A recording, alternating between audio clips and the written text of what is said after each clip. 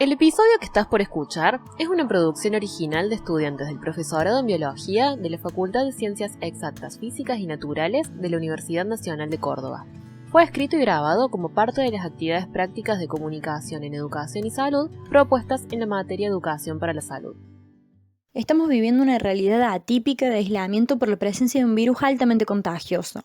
Pero lo que en un inicio en Argentina se cató con un consenso total, hoy en día está en duda. Hoy estamos dudando de la cuarentena, del aislamiento social preventivo obligatorio.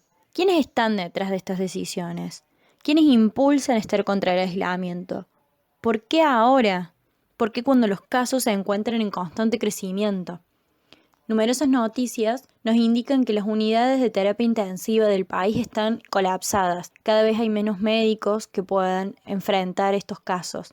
Una nota sobre la realidad de Estados Unidos en esta pandemia versa que los brotes infecciosos, como lo es el del coronavirus, son procesos dinámicos que acentúan las debilidades en nuestra estructura social y en políticas sociales. Pero ¿por qué, si estamos hablando de salud, estamos diciendo que las debilidades de la estructura social y política se ven acentuadas? ¿No es acaso la salud un patrimonio del saber médico? ¿No son ellos los que se tienen que encargar de hablar sobre temas como la pandemia? Menéndez, en su artículo sobre el modelo médico y la salud de los trabajadores, nos ayuda a responder esta última pregunta. Plantea al modelo médico como el único con patrimonio para tratar las enfermedades y reduciendo las enfermedades, este modelo, como signos y diagnósticos constituidos por indicadores biológicos. Entonces, este modelo médico tiene características biologicistas, individuales, son ahistóricas, asociales, son mercantiles y de una eficacia pragmática. Este saber médico y este modelo está fundamentado e impulsado por las instituciones médicas, pero también por la parte poderosa de la sociedad, por instituciones hegemónicas. Este modelo, que se conoce como modelo médico hegemónico, está ampliamente aceptado por las sociedades del mundo, no solo en nuestro país, y toma a la salud como algo netamente de lo cual se tiene que hacer cargo el sector sanitario, entendiendo el sector sanitario como los médicos que lo integran. Y algo muy destacable, y para quedarse reflexionando sobre lo que Menéndez plantea sobre el modelo médico, es que este tiene el patrimonio sobre el tratamiento de las enfermedades. ¿Y qué son las enfermedades? ¿Cómo podemos definir una enfermedad además de la falta de salud? ¿Qué características tienen para la sociedad? Porque en realidad se enferma un individuo, pero esto no tiene repercusiones sobre la sociedad. ¿No lo estamos viendo ahora mismo en la pandemia? Uno de los enfoques pioneros en tratar la enfermedad como un condicionante de la evolución poblacional fue el enfoque demográfico, con la teoría de la transición epidemiológica, que buscaba explicar la distribución de las enfermedades y las muertes, sus determinantes y consecuencias. En este enfoque hay una comprensión del pasado en tres momentos. Uno primero, que es sobre la pestilencia y las hambrunas, es decir, la parte de la enfermedad. Después hay una desaparición o un descenso de las pandemias, que sería la parte de salud. Y luego viene el estudio, la comprensión de enfermedades degenerativas y producidas por el accionar del hombre. Observando estos tres momentos, podemos empezar a vislumbrar que la salud y la enfermedad no son consideradas cosas aisladas, sino que son un proceso en el cual se va intercalando la salud con la enfermedad. Pero ¿qué pasa cuando analizamos este proceso de salud-enfermedad desde la definición de salud de la Organización Mundial de la Salud, la cual la entiende y la plantea como un completo estado de bienestar psíquico, físico y social? En este caso, la comprensión del fenómeno de salud-enfermedad como un proceso no es acorde con esta definición y no reconoce que la enfermedad requiere de acciones y factores ajenos a la persona. Es decir, la Organización Mundial de la Salud, con su definición, plantea a la salud como la no enfermedad y da la idea de una perspectiva de salud individual, dejando a el sistema médico, las medicinas y la asistencia ajenos a este proceso. Y aquí, cuando analizamos la definición de salud de la Organización Mundial de la Salud, podemos percibir que ya no es solamente la salud concebida como algo ajeno a lo social, sino que ya lo incluye. Barona de Infante y Álvarez, en su artículo sobre el proceso de la salud y enfermedad como un fenómeno social, nos plantean que el hombre es un ser dotado de una construcción social, su personalidad, su formación, en la cual ha participado la familia y el entorno, y que a manera de armazón le dan defensas para enfrentarse a los individuos. Las relaciones sociales están entonces altamente expresadas en el proceso de salud y enfermedad. Entonces, al plantear al hombre como una construcción social, las relaciones de esta sociedad quedan altamente expresadas en el proceso de salud y enfermedad, y son las que predeterminan las interpretaciones de la salud, que al principio, como habíamos dicho, estaba restringida principalmente al campo de estudio de la medicina, pero con este nuevo enfoque y los nuevos aportes de otras disciplinas más sociales, como la antropología, la psicología y la economía, este proceso se redefinió y empieza a tomar una concepción más organicista de la medicina, incorporando y dialogando a estas otras disciplinas. Hay una nueva perspectiva que está centrada en el movimiento, la acción y la variación. Entonces, teniendo esta nueva mirada más abarcativa, podemos observar que los perfiles de salud y enfermedad están determinados por los procesos de reproducción social de sus condiciones objetivas de existencia, las cuales están determinadas por los procesos que rigen en la reproducción general de la sociedad y que establecen la forma particular de inserción de dicho grupo en tales procesos generales. ¿Qué nos quiere decir esto de que los perfiles de salud y enfermedad están determinados por los procesos de reproducción social? En el fondo, esto quiere decir que debemos asumir los problemas de la salud y enfermedad como una expresión de las condiciones de vida de los diferentes grupos poblacionales y comprender las articulaciones entre esta y los procesos sociales más generales. ¿Y quién es el que define, describe esta situación de salud? ¿De quién depende? Bueno, la situación de salud en realidad depende de la percepción de cada uno de los actores. Estos actores son los que se desarrollan y promueven en función de la eficacia social de las mismas. Entonces, esta situación salud es un conjunto de problemas de salud descritos y explicados desde la perspectiva de un actor social. Este proceso de salud-enfermedad ocurre en diferentes dimensiones, en diferentes espacios de determinaciones y condicionamientos, donde los actores que lo van a explicar y determinar son diferentes. Castellanos propone 3 espacios de explicación y descripción de este proceso. El espacio de lo singular, donde los problemas se entienden como la variación entre individuos o atributos individuales, definido por la frecuencia o la gravedad de las patologías o accidentes de las personas, con determinado estilo de vida o grupos de riesgo. Aquí, las leyes que rigen principalmente son las de las patologías o los problemas, es decir, esa concepción del modelo médico hegemónico.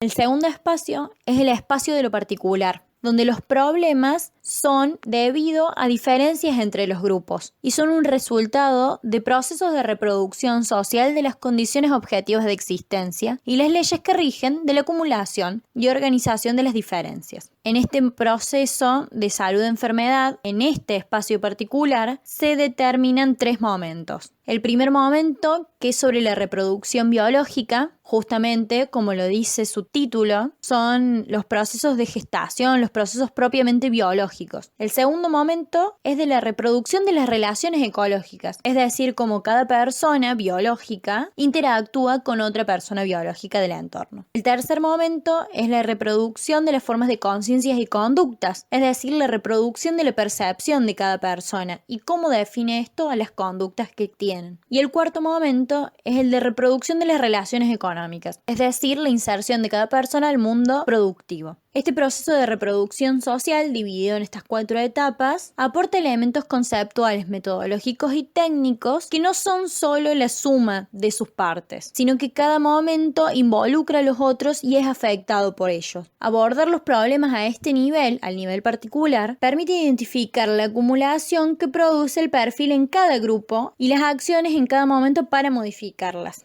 Permite redefinir acciones y potenciarlas, definir indicadores del proceso, redefinir pensamientos, redefinir la promoción de la salud y contextualizar las estrategias de atención primaria. Entendida la estrategia de atención primaria como un conjunto de acciones sociales para promover la transformación de la calidad de vida de los más vulnerables. Y el último espacio es el espacio llamado de lo general, donde aquí se encuentran las políticas y los planes de salud. Los problemas con la necesidad de decidir prioridades, planes de salud, las diferencias entre grupos, la forma de inserción de los perfiles de salud y el modelo asistencial. Es decir, este espacio de lo general ya en nuestro país sería tomado por el Estado, el cual es el que vela por la salud de todos sus ciudadanos. El abordaje de este espacio permite identificar las relaciones entre los problemas de salud y los modelos económicos, los procesos políticos, las catástrofes, por ejemplo. Y necesita del desarrollo de herramientas para poder valorar justamente las acciones que se llevan a cabo en un mediano plazo, para poder redefinir las decisiones que se están tomando con respecto a la salud. Y es ahí, en esos tres espacios, donde la salud nos damos cuenta que es un punto de encuentro. Confluyen lo biológico y lo social, lo individual y la comunidad, lo político, social y económico. Julio Frenk propone que la salud es un índice del éxito alcanzado por una sociedad y sus instituciones de gobierno en la búsqueda del bienestar, que es, en fin de cuentas, el sentido último de desarrollo. La salud pública ha sido históricamente una de las fuerzas vitales que han conducido a la reflexión y la acción colectiva en torno a la salud y el bienestar. Esta concepción de salud pública ha sido altamente impulsada en América Latina. Justamente América Latina es pionera en este movimiento. Sin embargo, el director general del Instituto Nacional de Salud Pública de México ha planteado que la salud pública se puede tomar como una profesión, como una actividad gubernamental, como un compromiso con la sociedad, y al no estar definida claramente, no se encuentra apoyada adecuadamente ni está comprendida completamente. Y esto hace que la salud pública sufre una severa crisis de identidad, de organización y de realización.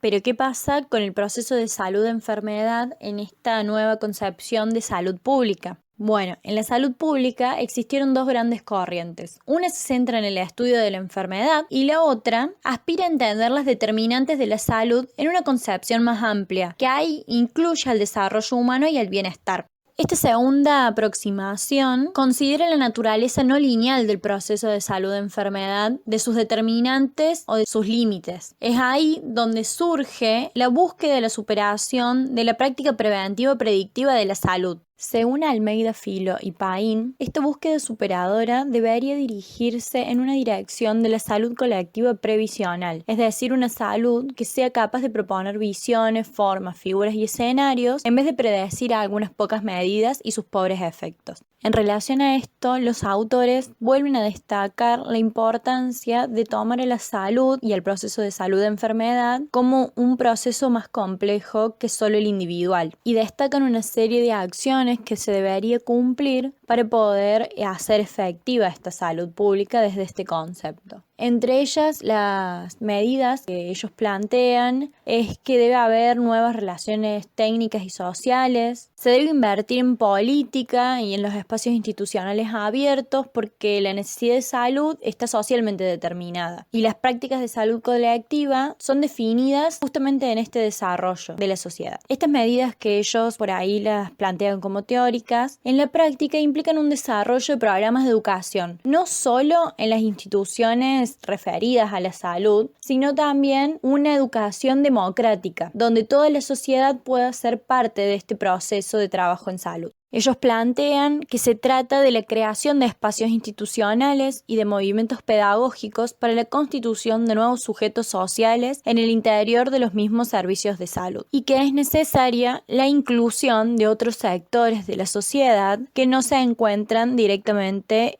dentro de los servicios de salud. Es ahí donde como escuela debemos empezar a pensar esta educación en salud y a tomar una postura sobre la salud, el proceso de salud de enfermedad, para que nuestros estudiantes obtengan las herramientas necesarias para poder participar de la toma de decisiones o tomar decisiones desde lo individual y ver si pueden hacer un cambio en lo colectivo con respecto a la salud. Por último, me parece importante destacar dos frases del Dr. Carbonetti en una entrevista sobre pandemias y sobre el coronavirus, en las cuales él plantea que la construcción de la enfermedad tiene que ver en cómo te lo dicen los medios y que la enfermedad es un momento de crisis tanto individual como social.